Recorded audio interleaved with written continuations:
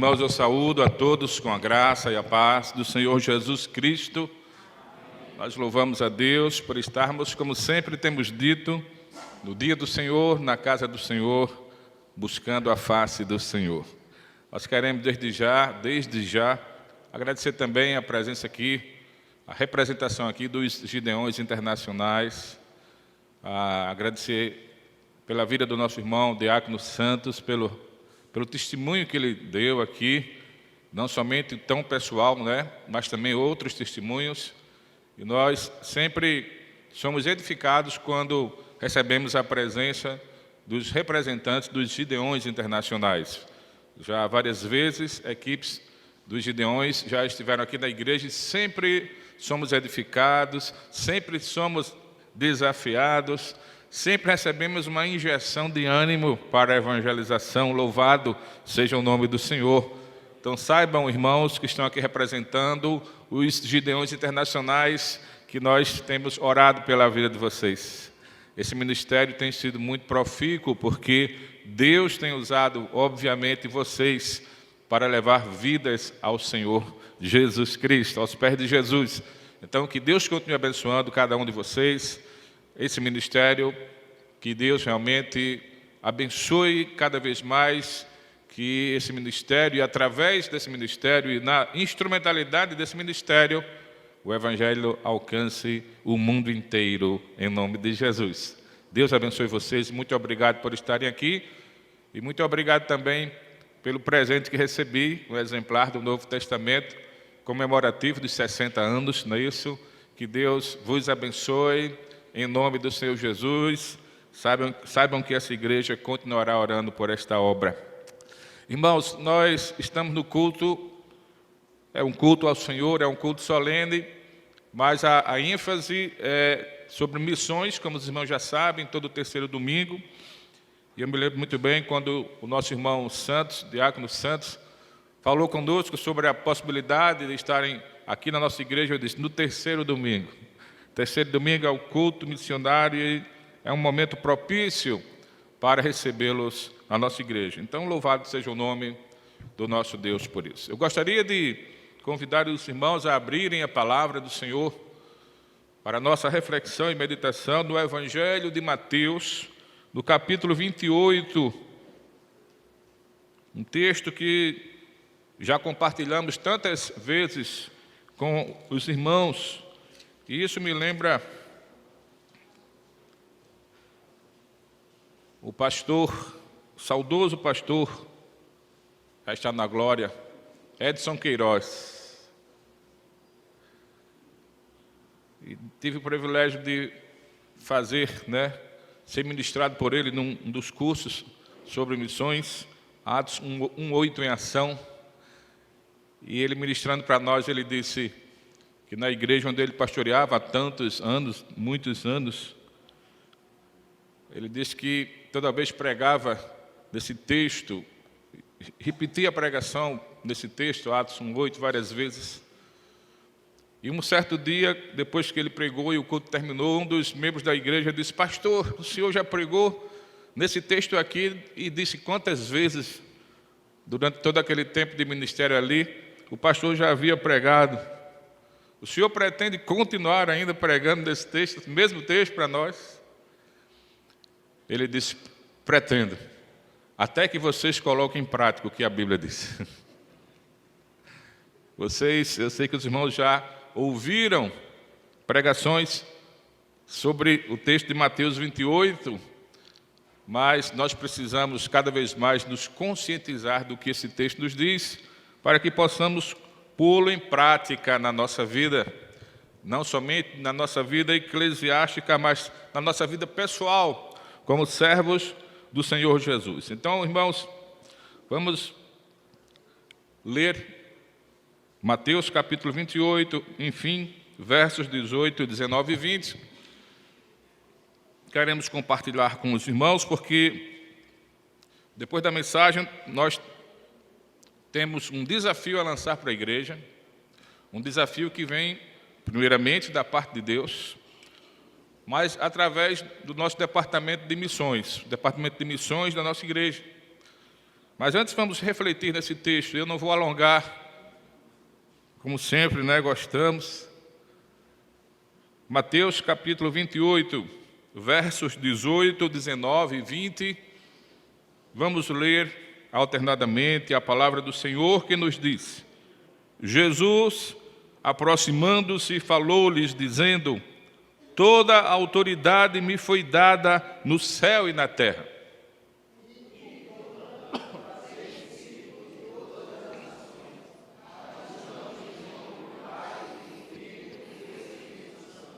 Ensinando-os a guardar todas as coisas que vos tenho ordenado, e eis que estou convosco todos os dias até a consumação do século. Pai amado, Deus de amor, te agradecemos pela tua palavra e rogamos a assistência do teu Santo Espírito, iluminando a nossa mente, iluminando os olhos dos nossos corações, para que possamos contemplar as maravilhas da tua lei. Fala conosco, ó Pai, desafia-nos pelo poder da tua santa palavra, em nome do Senhor Jesus. Amém. O reverendo Hernandes Dias Lopes, num dos seus livros, que tem como título Evangelização, Programa ou Modo de Vida, ele defende que nós precisamos, olhando para Cristo e a partir do exemplo de Cristo, tornar a evangelização um estilo de vida para cada um de nós. E ele defende isso e diz que, para que de fato o crente possa assim fazer, é necessário, na vida desse crente, observarmos 4 componentes, assim ele diz. São necessários 4 componentes para que o crente chegue a esse, digamos, patamar de fazer de sua vida pessoal um estilo de vida, fazer da evangelização um estilo de vida pessoal. Quais são esses 4 componentes? Diz ele e defende no seu livro. Primeiro, a visão. Depois, a paixão, obviamente pelas almas. Depois, o compromisso. E depois, o investimento. Bom, quando ele fala de visão, ele fala de ter o entendimento e ter a compreensão da urgência da missão. E ele toma como base aquele texto do Evangelho de João, capítulo 4, onde Jesus Cristo travou um diálogo com a mulher samaritana, e os discípulos foram à cidade para providenciar algo para que eles pudessem comer. Era a hora do almoço, talvez tivesse passado um pouco do horário de almoçar. E quando voltaram da cidade, Jesus estava evangelizando aquela mulher, e eles insistiram que Jesus comesse. E Jesus disse: olha, uma comida tenho para comer que vós não conheceis, é fazer a vontade do meu Pai que está nos céus. Então, eles não entenderam aquilo muito bem, e Jesus, mais na frente, disse: olha, vocês sabem que faltam 4 meses, dizem que faltam 4 meses até a ceifa, mas eu vos digo, ergam os olhos de vocês, vejam os campos, pois já branquejam para a ceifa. Então, é com base naquele versículo que o reverendo Hernandes, no seu livro Evangelização, Programa ou Modo de Vida, ele defende que o primeiro componente que deve estar presente na vida do crente, que faz da evangelização um modo de vida, um estilo de vida, esse é o primeiro componente que deve estar presente, a visão, o entendimento da urgência, da necessidade urgente da pregação da palavra, porque os campos já branquejam para a ceifa. Com base nisso, nós queremos refletir, irmãos, e entender, e a partir do entendimento desse texto da grande comissão, então entendermos a urgência dessa missão. Sabemos que estamos aqui no último capítulo desse evangelho escrito por Mateus, prioritariamente escrito a uma comunidade que era constituída, na sua maioria, de judeus, uma comunidade judaica, e ele escreve para provar que Jesus Cristo de fato é o Messias prometido, é o Rei que viria, as promessas se cumprem em Cristo, e ele traz os ensinamentos de Cristo e registram nesse seu Evangelho, como também os milagres que Jesus operou como comprovação, na verdade, da sua divindade, comprovação de que ele de fato veio da parte de Deus, seriam as credenciais do Messias, e registra também a trajetória terrena, ou a trajetória do ministério terreno do Senhor Jesus Cristo, culminando lá na cruz, e depois da cruz, o sepultamento e a sua ressurreição, e claro, aqueles dias depois da ressurreição com os apóstolos, e finalmente suas palavras finais, que são essas que acabamos de ler e que as denominamos de a grande comissão. Jesus Cristo, meus irmãos, no verso 18, diz o texto que ele se aproxima dos apóstolos e afirma categoricamente: toda a autoridade me foi dada no céu e na terra. E por ele, Jesus Cristo, já ter sido ressuscitado pelo Pai, já ter sobre ele toda a autoridade que sempre teve, mas agora ele fala não somente como Deus, mas também como homem. Ele manda seus discípulos pregar a sua palavra, manda seus discípulos fazer discípulos. E nós sabemos que isso até os confins da terra, como em outros textos paralelos. Nós precisamos, olhando para esse texto, e eu já compartilhei com os irmãos esse texto, entender que o grande imperativo da grande comissão é fazer discípulos. Esse é o grande imperativo contido no texto da grande comissão. Fazer discípulo. Fazer discípulo aqui é o verbo principal do texto. No verso 19 que diz: ide, portanto, Jesus diz, ide, portanto, fazei discípulos de todas as nações. O verbo principal nesse versículo aqui, irmãos, e no verso seguinte também, o verbo principal, o verbo que conduz toda a ação principal, que é o foco da grande comissão, não é o verbo ide, não é o verbo batizar, como também não é o verbo ensinar, que fazem parte do contexto. O verbo principal aqui é o verbo fazer discípulo, fazei, o imperativo fazei discípulo. Esse é o verbo principal desse texto da grande comissão. E o verbo principal aqui, ele nos diz o que devemos fazer. O verbo principal aqui, ele determina qual é a ordem principal de Cristo, qual é o foco da missão da igreja. E a igreja não pode fugir desse foco, ela tem que estar exatamente centrada no que Cristo está ordenando, é um imperativo. Fazei discípulos é o imperativo de Jesus, é a ordem do Mestre, é o foco da missão, da grande comissão, e nós precisamos compreender isso. É claro que esse verbo nesse texto aqui está acompanhado de outros verbos. E esses outros verbos aqui se tornam particípios. E enquanto o verbo principal diz o que devemos fazer, qual o foco da grande comissão, os particípios vão dizer como fazer. Então, é nesse entendimento que nós vamos compreender qual a nossa missão e como realizá-la. Quais são, pois, os particípios que acompanham o verbo principal nesse texto? Primeiramente, nós temos, logo no início do verso 19, ide. Está traduzido exatamente assim para a nossa Bíblia em português. Ide. E esse verbo aqui, irmãos, ide, no seu original, ele é um particípio auristo, o particípio passado. Ele pode ser traduzido assim, como indo, ou, muito mais compreensível, de acordo com o original, tendo ido. Tendo ido. É como se Jesus dissesse: e tendo ido, portanto, fazei discípulos.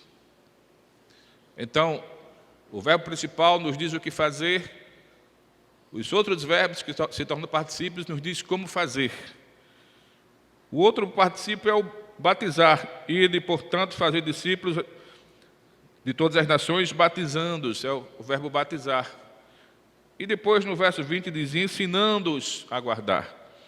Então, resumidamente, Jesus, na grande comissão, nos diz o que fazer. Vocês devem fazer discípulos. Esse é o meu imperativo missional para vocês. Como vocês devem fazer, eu também vou determinar para vocês. Vocês não devem fazer discípulos de qualquer forma, de qualquer maneira, inventando alguma estratégia humana. Não. Eu vou dizer como vocês também devem fazer discípulos. Vocês devem fazer discípulos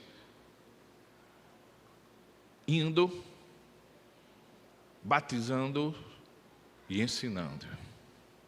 É assim que se faz discípulos. É assim que se cumpre a grande comissão. Tendo dito isso, irmãos, nós podemos pensar aqui em 3 pontos, sendo um bom presbiteriano, em 3 pontos de reflexão. Primeiramente, entender a partir do texto e da compreensão do texto, que a grande comissão, o texto aqui nos apresenta a grande comissão como uma filosofia de vida pessoal. A grande comissão como uma filosofia de vida pessoal.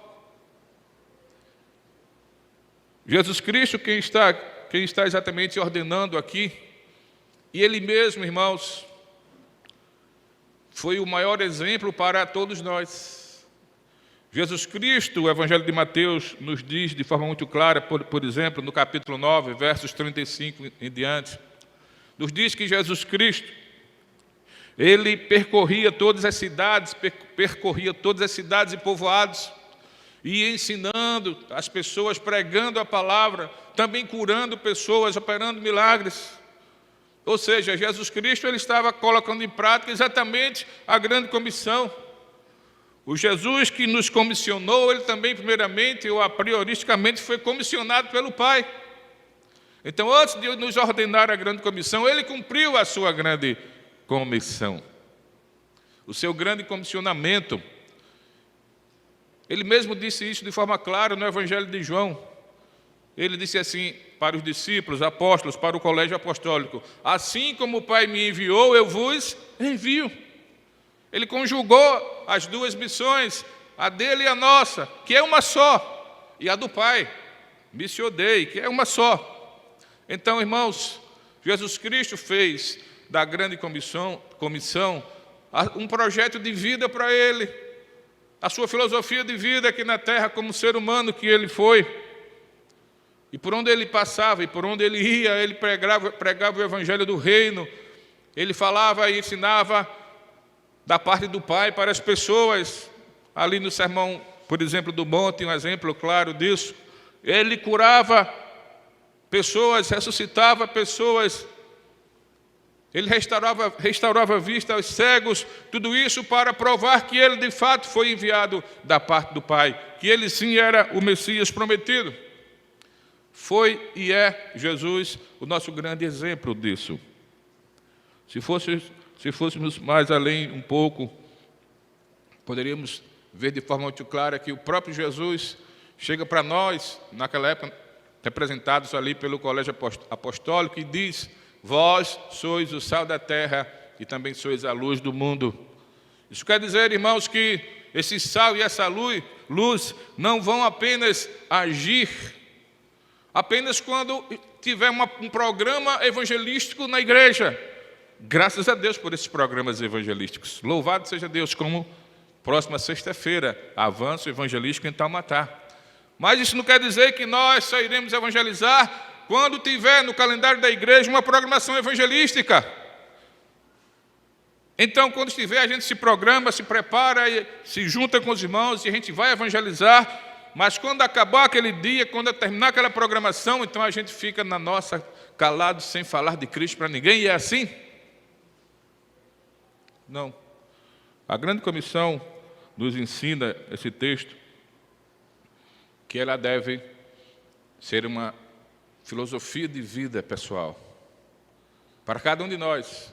Ou seja, aonde vamos, aonde estivermos, aonde estivermos em contato com as pessoas, quer presencialmente, quer virtualmente, devemos falar de Cristo para elas. Onde trabalhamos, onde ensinamos, onde estudamos, onde nos relacionamos com as pessoas, nós devemos então falar de Cristo para elas. Isso é exatamente fazer da grande comissão uma filosofia de vida, um estilo de vida pessoal. Nós poderíamos ir mais à frente e dizer que os apóstolos entenderam isso e eles pregaram a palavra de Deus para onde quer que eles fossem. Segundo a tradição, por exemplo, Mateus evangelizou a Etiópia, Tiago, filho de Zebedeu, foi o primeiro missionário na Espanha, Tomé, missionário na Itália, André, missionário na Índia, e etc, etc. Simão Zelote pregou no Egito, na África, Grã-Bretanha, Pérsia, enfim. A igreja primitiva, quando da perseguição, os irmãos foram fugindo da perseguição, e por onde iam, eles pregavam a palavra. A igreja cresceu, o evangelho avançou, o reino avançou, louvado seja o nome do Senhor. Nos nossos dias não é diferente, irmãos, a necessidade é grande. Nós precisamos, onde estivermos, pregar a palavra do Senhor. Não podemos perder as oportunidades. Então nós podemos olhar para esse texto da grande comissão e entender isso.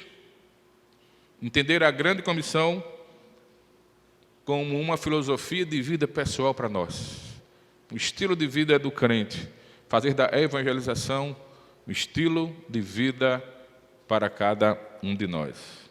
Em segundo lugar, olhando para o texto da grande comissão, como já temos explicado, ele tem um verbo principal e tem alguns outros verbos que são particípios, onde o verbo principal nos diz o que fazer, qual é o foco maior, fazer discípulos, e os demais nos mostram como fazer. Jesus, então, determinou tudo.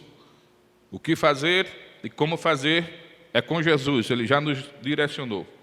Então, entendendo isso, podemos, em segundo lugar, entender a partir disso que a grande comissão, irmãos, também implica em compromisso vital com a igreja, a partir da experiência genuína de conversão.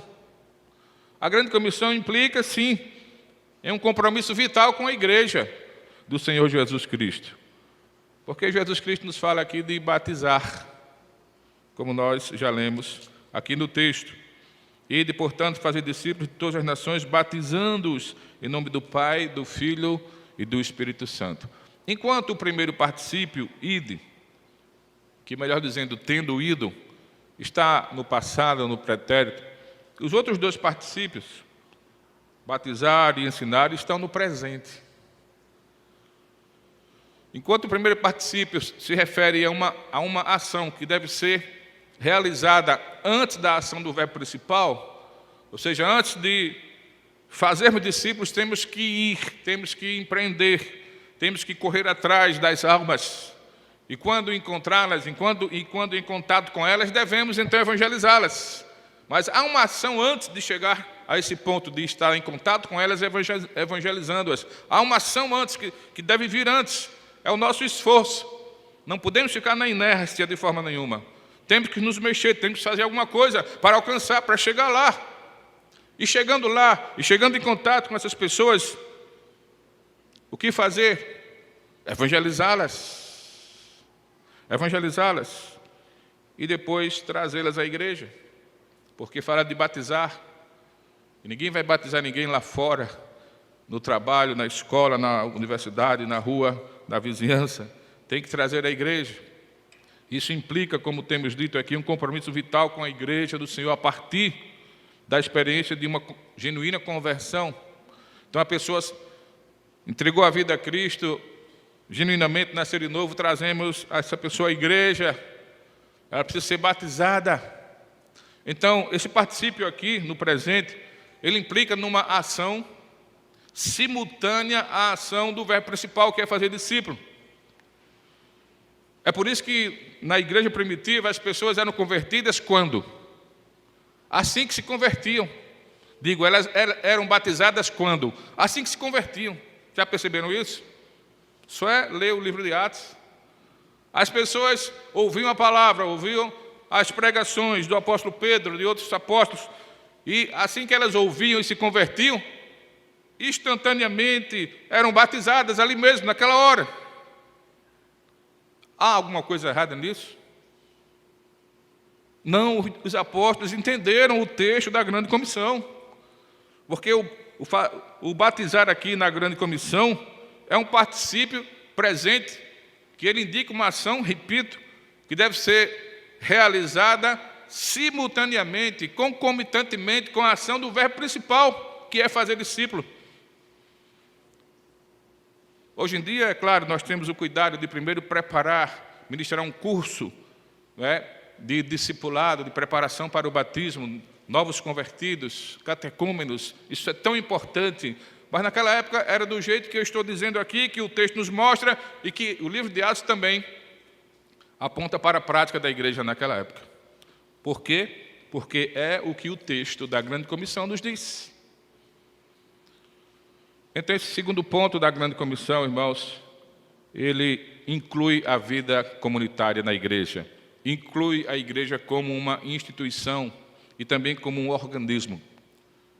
Isso quer dizer que nós temos que ter um compromisso com a igreja, que todo servo de Deus verdadeiramente convertido a Deus, ao Evangelho, deve ingressar numa igreja, deve se batizar numa igreja, deve se envolver com ela, deve exatamente, junto com os irmãos, estar em comunhão com os irmãos e servir a Cristo ali.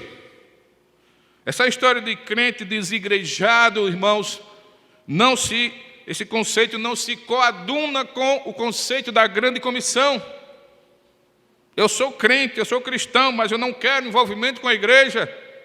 Isso é totalmente contraproducente. Você está redondamente equivocado.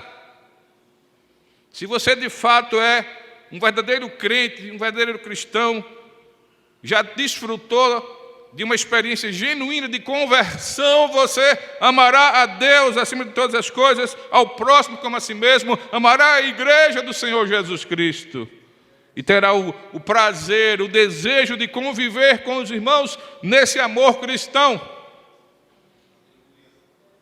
É claro que quando o novo convertido chega na igreja, ele pensa que chegou no céu. Não é verdade, irmãos? É assim. O novo convertido, quando chega na igreja, diz aqui: eu cheguei no céu. Aqui só tem crentes, servos de Deus. Aqui os irmãos só falam sobre a palavra do Senhor. Que bênção do céu, vem falar conosco que é a paz do Senhor. Ah, já estou me sentindo no céu. Aí o tempo vai passando, aí ele vai percebendo que, meu Deus, ou eu estou enganado, ou existem algumas coisas estranhas no céu. Aí o tempo passa mais ainda. Ele diz: meu Senhor, será que é aqui mesmo ou eu errei o lugar? Você já passou por isso, né? Eu também já passei. Aí chega ao ponto dele pensar assim: Senhor, eu vou repensar minha decisão porque eu acho que eu errei o lugar. O que é que está faltando aí? Está faltando aí o próximo ponto, irmãos. Eu estou adiantando aqui, senão a gente vai demorar. Está faltando aí o próximo ponto aqui do texto da grande comissão. O próximo particípio, que também está no presente, que também indica uma ação a ser praticada simultaneamente com a ação do verbo principal, que o verbo principal é fazer discípulos. No verso 20, segue Jesus no texto da grande comissão: ensinando-os a guardar todas as coisas que vos tenho ordenado. O ministério de didascalia da igreja, de ensino, de doutrinamento. É exatamente aqui, irmãos, é exatamente esse ponto da grande comissão que vai levar o crente recém-convertido, o novo convertido, à maturidade espiritual. E quando ele chegar a um certo grau da maturidade ou de maturidade espiritual, ele vai começar a enxergar e dizer, e perceber, e refletir e entender que ele não está no céu, está na igreja, mas a igreja, ela faz parte do reino de Deus. Ele vai começar a enxergar isso. Ele vai começar a enxergar e entender que a igreja funciona muitas vezes como um hospital. Temos pessoas doentes, mas que estão sendo tratadas pelo médico dos médicos. Estão sendo curadas aos poucos. Estão sendo transformadas de dentro para fora.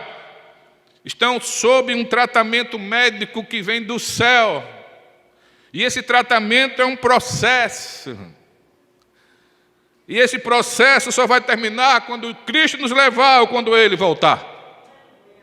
Processo de aperfeiçoamento, de santificação total, só vai ser concluído na glória. Então, quando o novo convertido, depois de um tempo perseverando, estudando a palavra, vai enxergando isso, vai amadurecendo, ele vai enxergando.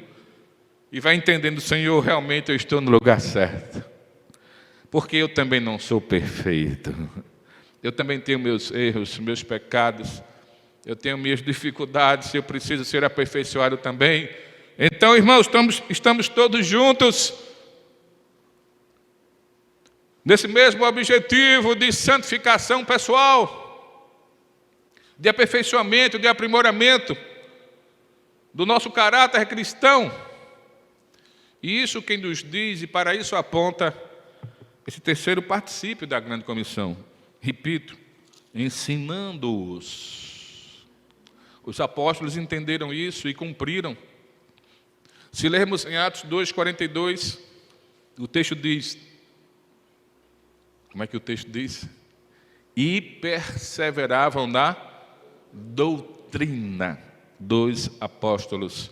A palavra doutrina, didaquê ou didarrê, é a mesma palavra aqui da grande comissão. Quando Jesus fala, ensinando-os a guardar. Aqui no texto de Mateus está como um verbo, como particípio.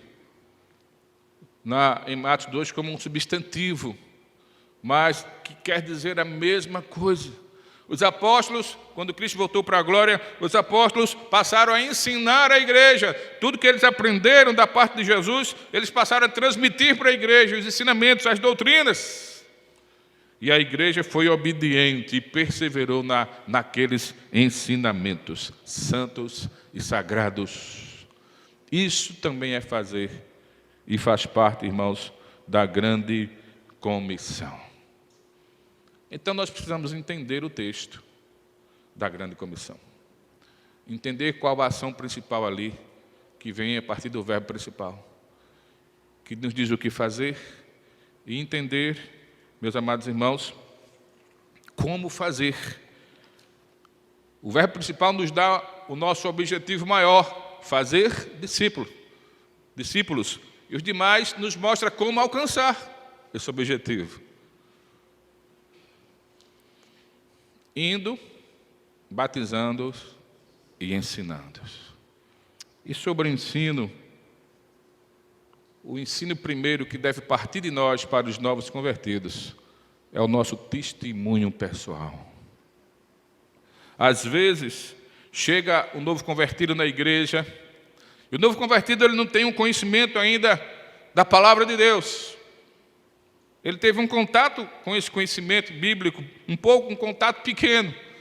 Ele não tem um aprofundamento no conhecimento da palavra. Então ele chega na igreja, como eu disse, ele pensa que chegou no céu. Então ele olha para os irmãos e diz, todos aqui são santos.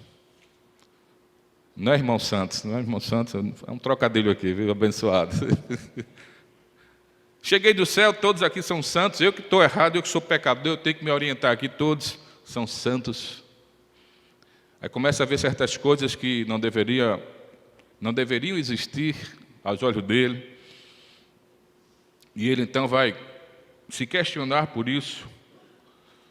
E muitas vezes, irmãos, nós que somos já galgamos degraus dessa escala de crescimento espiritual, muitas vezes não prestamos atenção ao novo convertido. E muitas vezes estamos levando esse novo convertido a ficar escandalizado com algumas atitudes nossas. ou com algumas palavras que saem dos nossos lábios, ou com simplesmente a falta de empatia com o novo convertido. A gente não chega nem junto dele, a gente nem se dá conta que ele está ali, a gente nem sequer o cumprimenta com o cumprimento cristão. Ele entra na igreja, termina o culto, ele vai embora, ninguém falou com ele, ele não é percebido. E somos nós que temos que acolher os novos convertidos que aqui chegam. Então, irmãos, tudo isso faz parte da grande comissão.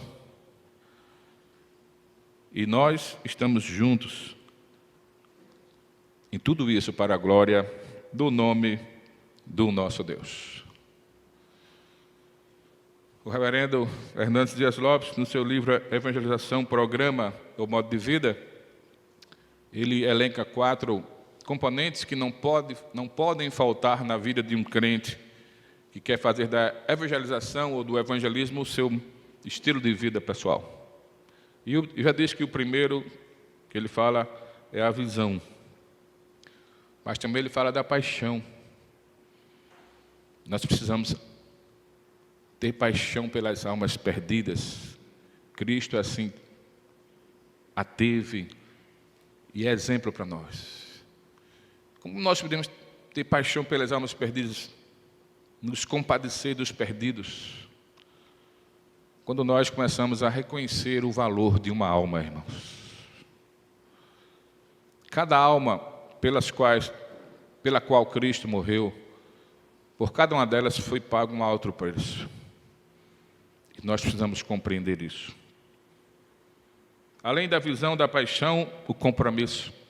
Nós temos que ter um compromisso no nosso coração. Um compromisso com Cristo, primeiramente, como temos dito. Temos que nos comprometer. Porque naquela hora que a gente, por algum motivo, quer desanimar, ou a gente diz que hoje não dá, e a gente, de fato, inventa nossas desculpas, me desculpem a forma de falar, a gente se lembra que nós temos um compromisso maior, que o nosso compromisso maior é com Deus, que nos salvou em Cristo. Não é primeiramente com a igreja, não é primeiramente com o líder da igreja ou com sua liderança, como o conselho, pastor. Não é primeiramente com o líder do departamento de missões, mas o meu compromisso primeiro é com Deus, que providenciou a minha salvação na pessoa do Senhor Jesus Cristo. Temos que ter visão, paixão, compromisso. E ele coloca um outro componente: investimento. Quem tem a visão sabe da urgência. Quem tem a paixão sabe do preço que foi pago. Quem tem o compromisso no coração, com certeza não fará questão de investir. Investir o seu tempo, investir seus dons, seus talentos, investir suas economias. Quem tem esses 3 primeiros elementos, com certeza também agregará esse último, investimento. Fazer missões, cumprir a grande comissão, requer esses elementos em nossas vidas, para que possamos fazer da nossa vida um estilo, fazer da evangelização um estilo de vida pessoal para nós. Ainda nesse mesmo livro, encerrando, ele diz assim, o reverendo Hernandes, com relação à grande comissão: a visão de Deus no sentido do alcance da missão é o mundo, todas as nações. O meio pelo qual Deus estabelece para alcançar o mundo é a igreja. Esse é o meio de Deus. E o tempo que Deus estabeleceu para que isso aconteça é agora, irmãos. Portanto, não deixe para depois. Existem muitas vidas que estão em contato com você, seja na tua família, seja na tua vizinhança, seja no teu trabalho, seja onde você estuda, seja onde você interagir com as pessoas, repito, quer presencialmente, quer virtualmente, existem muitas vidas que precisam de Cristo. E você é o missionário de Cristo para essas pessoas. Não se furte de cumprir a grande comissão. Pensando nisso, irmãos, o departamento de missões da nossa igreja está e tem pensado num projeto de evangelismo pessoal. Projeto de evangelismo pessoal. Está com a proposta de desafiar a igreja. Essa proposta é por demais viável. De desafiar cada irmão da igreja, cada membro da igreja. De se comprometer com Cristo e se comprometer com a grande comissão nos termos bíblicos, obviamente. Olha só o desafio, de daqui para o final deste ano, ganhar pelo menos uma alma para Cristo. Amém, queridos? Será que isso é possível? Eu vou ter que ter a visão, como já temos visto aqui, compartilhando o que fala o reverendo Hernandes no seu livro, ter possível como é a vontade de Deus. Louvado seja o nome do Senhor. Você está aqui nessa terra como um servo de Deus, como uma serva do Senhor, para propagar esse santo evangelho.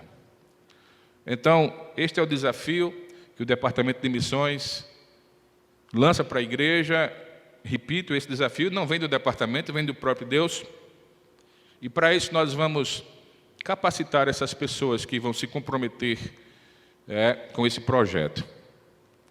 Então, aqueles que irão se comprometer com esse projeto, ganhar uma alma daqui para o final do ano, fazer discípulo, nos termos que já lemos aqui na Grande Comissão, nós vamos, claro, depois conversar, vamos capacitar, vamos orar juntos e vamos cair em campo. A ideia é a ideia da Grande Comissão. No primeiro particípio, tendo ido, enfim, por onde você estiver, no seu dia a dia, no seu cotidiano, você vai orar ao Senhor e dizer: Senhor, me direciona aqui a uma pessoa que eu possa começar a evangelizá-la. E quando você fizer o contato com essa pessoa e propor a essa pessoa um curso bíblico, que é o material de discipulado que temos, as 13 lições, e essa pessoa aceitar, então você vai começar a ministrar essas lições para essa pessoa. Você vai marcar com ela quando, aonde, quem sabe pode ser até virtualmente, mas enfim, desde que ela seja ministrada a partir de você, na sua instrumentalidade, seja ministrada por Deus, pelo Espírito Santo, através dessas lições. E daí, queridos, você com sua vida no altar do Senhor, em consagração, fazendo essa obra, com certeza, muitos frutos a igreja vai colher. Amém, queridos? Louvado seja o nome do Senhor. E a proposta ainda é que isso seja feito em dupla. Está vendo? Em dupla. Porque quando Jesus mandou os 70, foi em duplas, Em duplas. Para um interceder pelo outro e um ajudar o outro, e a carga não ficar pesada para ninguém. Repito, será que é impossível? É possível. Já cremos, pelos olhos da fé, já estamos vendo os frutos aqui da igreja. Em nome de Jesus. Então, queridos, para encerrar esse momento e dar sequência ao trabalho, eu gostaria de orar. De orar por aqueles que querem se comprometer com esse projeto. E depois os irmãos do Departamento de Missões vão pegar o seu nome, você vai dar o nome, vai se inscrever.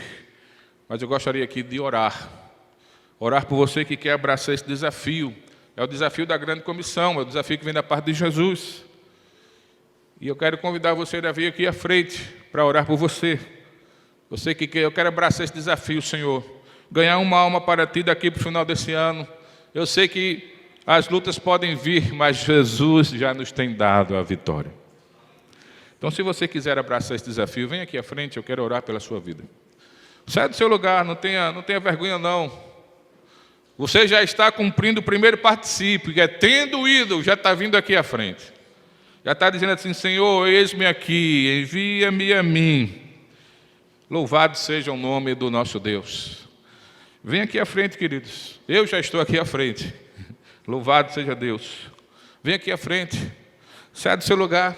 Você é um missionário de Deus. Você é um missionário de Cristo. Você é um enviado do Senhor. Você tem toda a capacitação já dada por Deus. O Espírito Santo já habita em você. Então, não abra mão disso, cumpra a grande comissão. Não deixe que essa grande comissão se torne uma grande omissão na sua vida. Jesus está voltando. Precisamos entender que essa obra é urgente, em nome do Senhor Jesus. Louvado seja o nome do Senhor. O pessoal do Departamento de Missões depois pode pegar o nome desses irmãos, tá certo? Em nome de Jesus. Mas eu quero convidar toda a igreja a se colocar de pé. E nós vamos orar nesse momento por esses irmãos que estão aqui à frente. Estão dizendo, como disse o profeta Isaías: eis-me aqui, envia-me a mim. Louvado seja o nome do Senhor. Vamos orar. Senhor nosso Deus e Pai, nós louvamos, glorificamos e bendizemos o Teu santo, poderoso e glorioso nome. Ó Deus, queremos Te agradecer por tão grande salvação que o Senhor Deus providenciou para nós na pessoa do Senhor Jesus Cristo. Queremos Te agradecer, ó Pai, porque antes da fundação do mundo, o Senhor nos escolheu, nos elegeu em amor para Ti mesmo, em Cristo. E hoje, Pai, que já desfrutamos da Tua santa presença,